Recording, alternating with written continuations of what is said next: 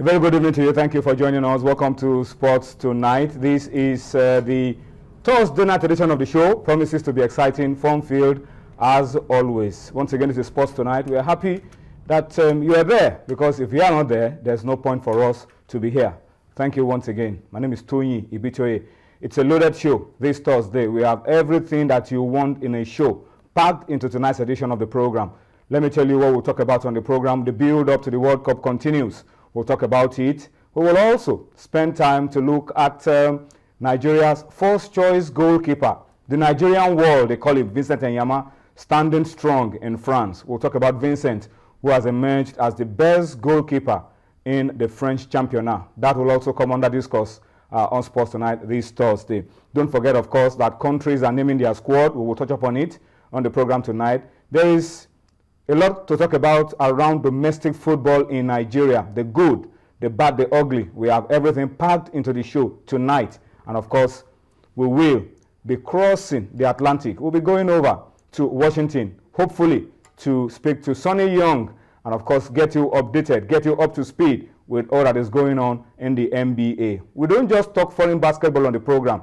We will also tonight spend quality time to talk domestic basketball. Femi Adifeso is in the house, and Femi will give us all the lowdown. What happened last week when the NBBF, of course, had a community service. We will talk about it. We will also look at the women's game. We will look at the All-Star game that happened last weekend. There's a lot to talk about around domestic basketball in Nigeria, and Femi is up to scratch. Femi is capable of giving us all that we need. So we will be doing that on the program as well tonight. So you are in for a swell time. Let me promise you that the next 45, 46 minutes of Sports Tonight is one that you will really, really enjoy. Starting off the show with me tonight is the extremely good-looking, handsome Tunde Koiki. On the show tonight, we are seeing a different side to him this Thursday, but it's good to have Tunde join us once again on Sports Tonight. Tunde, it's difficult for a black man to blush, so when you're this dark, you don't turn red, you only break out in pimples. So, all right. But thank you. So you're breaking out in pimples now? Yes, thank you. All right, but good to have you on Sports Tonight, Tunde. Always a pleasure. Yeah. Thank you. But let's start off the show this way and tell you that we want you to be a part of what we're doing on the program tonight. We want you to chat with us. We want you to speak to us. We want you to interact with us as we go along on Sports Tonight. And you already know how to do it. In case you are watching the show for the first time anywhere across the world, wherever you're watching us from, maybe this is the first time you're joining us and you don't really know how to be a part of what we're doing or to contribute to what we're doing on the show. That's it on your screen. The platforms are there for you on Facebook and Twitter. Please get busy with us. Talk to us. We will read your comments real time as we go along on the show. So your comments, your thoughts, we need them. Keep them coming. And for those of you who already know how to do it, there's a burning issue currently going on, and it's got to do with Super Eagles coach 30-man squad. Reactions are still being generated. What do you feel about it? And who do you think will drop off from that list of 30 to make our final 23 for the Mondial? All right, so please get busy with us. Talk to us. Talk basketball, talk athletics, talk football, talk domestic football. All that you find interesting, please get busy with us and let us flow together. All right, from that, Tunde, 35 days to go. Yeah. You have said you are not even counting down. You are just waiting for kickoff. Yeah, just waiting. 35 days to go. Yeah, it's really closing in on us. It's here already. Forget about how many days. It's here already. I mean, this was a competition that we're looking at. It seemed like years away, immediately after the end of the last edition. But just 35 days away. Stadiums in Brazil, last minute finishing touches. I think some of them will be handed over next week, I think. But everything is under control. So the Brazilian authorities tell us still some kind of unrest going on. We are hearing that the Brazilian police force are threatening to go on strike. And in a country that is already volatile, that has plenty of security problems as well, the last thing you want is for the police to go on strike at that particular point in time. So they're trying as much as possible to see how they can placate them and get them back at their duty posts. Stadiums, like I said, are being rushed. Last minute details regarding transportation networks as well. So the World Cup is here as far as I'm concerned. I mean, I got discussing with a few people this afternoon about Brazil's state of readiness, and they were worried that we hope Brazil won't spoil the party. And I told them one thing. I said, look, you can report all the crises that there could be in the world. Once the football begins on the pitch, everything will take a back seat. Let's talk about the football now and what we're expecting on the pitch. Today, 2 more countries have named their squad. So countries are now beginning to name their squad. We've seen Nigeria, and Nigeria holds the record as being the first African country to come up with a provisional list of 30. We are hearing that Ghana could be doing so any moment from now. Cameroon could be doing so any moment from now. Cote d'Ivoire the same. Algeria the same. And the last country for Africa, apart from Nigeria, Cameroon, Cote d'Ivoire, Algeria, and Nigeria. Wow, can you imagine? Trying to find the first country to name the squad. That's interesting. So countries are beginning to name their squad. But one of the countries that people feel could go all the way. One of the massive favorites. Favorites going into the World Cup, Germany. And today they unveiled the squad of 30. Expectedly, not a perfect squad. Reactions have been generated left, right, and center. Look, even Scolari, who named his 23-man squad, came under criticism. So there is no squad in the world that I can think of now. No coach in the world who named is whether a provisional list or a final list who will not face some sort of criticism. The Germans, a lot of people expect them to go far, but historically, European teams have never done well in South America. People are hoping that this might just be different. Many of the usual suspects are there. The Arsenal contingent are there. Mesut Ozil, Per Mertesacker, and Lucas Podolski. The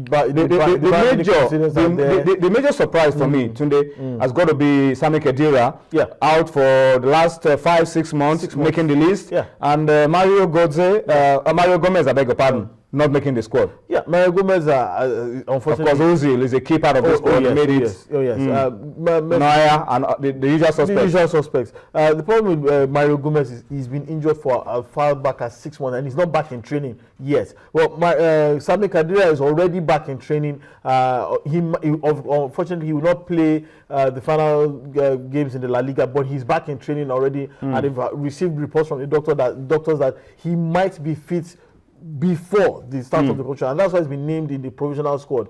They will continue to check on his progress, test him in terms of physical fitness. Match fitness is a problem because he has not played competitive football in over 6 months. But some coaches are willing to gamble with that. If you can prove your physical fitness, that you might gain that match fitness as the competition progresses. But the 30-man squad for the Germans is not surprising for a lot, because they have plenty of talent running through the Bundesliga and also in other parts of Europe. All right, so all eyes on Germany. They've named the squad of 30. Let's find out what that brings to the World Cup in Brazil. And of course, Joachim Low under pressure maybe to do better than he did in South Africa 2010. Remember, they finished in 3rd place, South Africa 2010, and this time people are expecting that Germany should at least do better than they did in South Africa 2010. Let's go to another country. This country, we still have very fond memories of how we played them at the 2010 World Cup in South Africa. It was a dramatic encounter, Nigeria and South Korea. Remember, that was the game that produced that amazing miss by Yakubu Egbeni. But South Korea have also named a provisional squad for the World Cup, and for them, it's a tall order. Can they ever match their best performance ever at the World Cup when they played up to the semi-finals, I think, of Korea-Japan 2002? I think it's impossible. I think it's virtually... With this current squad? No, let's be candid. The 2002 World Cup was a freak World Cup. It was absolutely, it was a major freak. It happened more earlier than normal, because the European season had to be closed down as quickly as possible in order to accommodate the early nature of the tournament. The monsoon season in Asia usually occurs between, I think, May, June, July, so they have to move it forward. That meant a lot of the teams who finished their leagues quickly, they didn't have enough time to recuperate, didn't have enough time to rest and gather their wits about them before they headed to Asia to take part in a major competition. The only team that survived that was Brazil, and Brazil are masters of physical preparation. If a player hasn't been match fit or physically fit for the past 2 months, trust me, they will get him fit, and they've done that over the years. They perfected that strategy. That was why Brazil won that competition. But for South Korea, it is a virtual impossibility, because I don't think, unless maybe the World Cup is hosted in Asia again, but by that time the other countries in the world would have caught up with them and understood exactly what Brazil did. Unfortunately, I can't tell you many of those names, because Yeah, some of them breaking names. Anyway, we'll just watch out for, yeah. Some of them play in the Bundesliga. Yes, Park, surely. Oh, yeah. No, yes, Park. Is he out of the team now? He's a veteran now. He's probably retired from the team. He's still, I think he still made that team, but a lot of them, some of them in England, some of them in a large continent in Germany as well. If he has plenty of players who play in the European scene, one or two, but the vast majority from the J League and the South Korean League. All right, let's come home now. Let's come closer home now and just quickly run through the FIFA ranking. And today, again, FIFA released the country's soccer playing nations. Let's start with Africa. Nigeria, as you can see on your screen, number 6 in Africa, 44th in the world. We don't want to talk about whether we are moving up or moving down because we said let's not count too much into the ranking. So let me just run through for you. The Elephants of Cote d'Ivoire are the best ranked African country. They've been there for quite a while. They are number 21 in the world. Egypt are back in the top 5 for Africa. They were out of it for a long time. They're back, 24th in the world, number 2 in Africa. Algeria, number 3 in Africa, 25th in the world. Ghana, 4th in Africa, 38th in the world. Cape Verde, 5 in Africa, 42nd in the world. And Nigeria, they're in 6th place and 44th in the world. Of course, Tunisia, 7th, 49th in the world. Cameroon, 8th, 50th in the world. Guinea, 9th, 51st. And Mali, 59th in the world, number 10 in Africa. That completes the top 10 for Africa. And of course, the usual suspects for the world are still there, going strong. Spain, number 1, Germany, number 2, Portugal are up to 3, Brazil are back in the top 5, number 4, Colombia, 5, Uruguay, 6, Argentina, 7, Switzerland, 8, Italy, 9, Greece, 10. And that's what it looks like, the top 10 soccer playing nations in the world. It's also instructive. All of them going to the World Cup. Also instructive for us to inform you that in Nigeria's group, Group F, Nigeria is the least ranked African nation by FIFA, according to the FIFA ranking. So it means really that we have a lot of work on our hands and we need to go to the World Cup, beat up all these other teams, and then find a way up the rankings. We'll go. Okay, before we go, today, let me just quickly get your thoughts around all that we've said. And does it count for too much that we're the least ranked in our group? Iran, everybody in the group apart from Argentina have named the squad. Yeah. And now we have an idea of what routes we'll take to the next round at the World Cup. Well, it doesn't change anything. Everyone knows that. Everyone